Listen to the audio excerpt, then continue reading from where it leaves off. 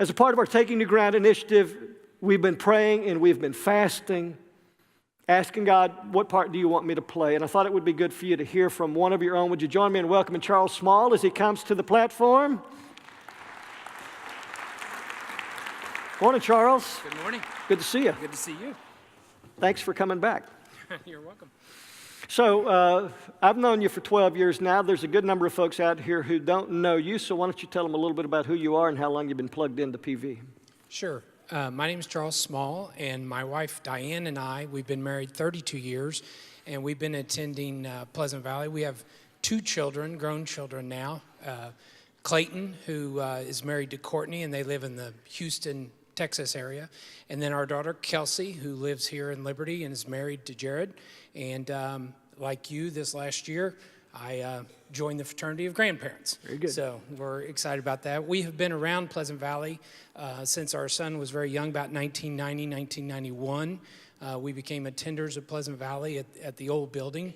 And it was just last night that in this conversation that I realized that the very first impactful event that happened when we had become members of Pleasant Valley back then was about 20 years ago when the campaign kicked off for this church building. And I just realized last night that some of the people who are here today are because of the events that occurred back then, and it's already been 20 years, and all the new faces that have come because of that it's reality now. So you've been with the church for a number of years, and you guys have had certain ministries that you've been passionate about. Yes, we began getting involved. At first, I thought with a big church like this, we could come at 9:15, be out by 11. Nobody would ever know we left. We didn't have to get involved in anything. They didn't really need us. And then Bobby Maloney asked my wife to hold bed babies in the nursery, and that began our experience with the youth. And from there, we just graduated right on up through all of the age groups, and we probably spent the most time in middle school and high school events with our kids, and that's just a real passion for us. We've really enjoyed that. Well, I know that you guys over the years have practiced whole life generosity, our value of boldly living to give ourselves away by practicing the giving of time, talent, and treasure. And you've been involved in the Taking New Ground initiative for a number of years. We've been talking about this for quite a while before this ever became public. What excites you about what it is that we're attempting to do? If not me, who kind of attitude, pay it forward. We've got to do for the students who aren't here today. We've got to do it for the families who aren't here today, much like 20 years ago. We have to make the commitment to be here for when they need a place like we've experienced over this last 25, 28 years. Okay.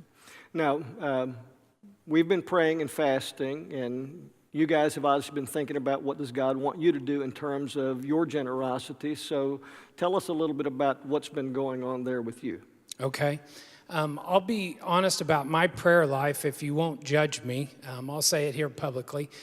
So major decisions in our house on things like this, Diane will pray on her own, and she and God will have a conversation, however that goes. Myself and God will have our conversation, and together then we'll kind of come back together and we'll start, okay, so what do you hear and what do you feel? And much like many other times where we've done this, we both came back and said, this is what God wants us to do. And in this situation, since it's a campaign, we had to come up with a number. She and I both shared our number, and that number was exactly the same as it's been many, many times. So great, that's done. We're making plans for that, and we've had a little more time to think about this than you all have, but we were done at the end of December. We thought this is exactly what God wanted us to do, and my prayer life is a little bit different than maybe yours. It's not quiet. I don't sit in a room in a corner by myself and just do it. It's really a tug of war with God. That's the best way I can describe it, and the subject is the rope, and he throws it down or I throw it down, and we need to talk about this, and it kind of goes like this a little bit. He's completely undefeated in our conversations, but he lets me lose with dignity. He really, really does. He lets me tug for a while, and I keep pulling and saying, no, it's this way, this way, this way, and I get tired, I guess, or I see it in a different way. Well, I thought we were done with what we wanted to do, and shortly after one of the Taking New Ground events that we had out here in the building, and everybody saw it, God put the rope back down on the ground, and he says, no, I don't think we're done talking about this, even though it felt really right to me. And so I picked the rope back up, and Diane and I both were at that event, and she says, I think we can do better. I think we can do this. And God's speaking through my wife saying, yes, we can, and we will. So that's where we're going to be. That's good. Would you join me in thanking Charles? Thank you, Charles.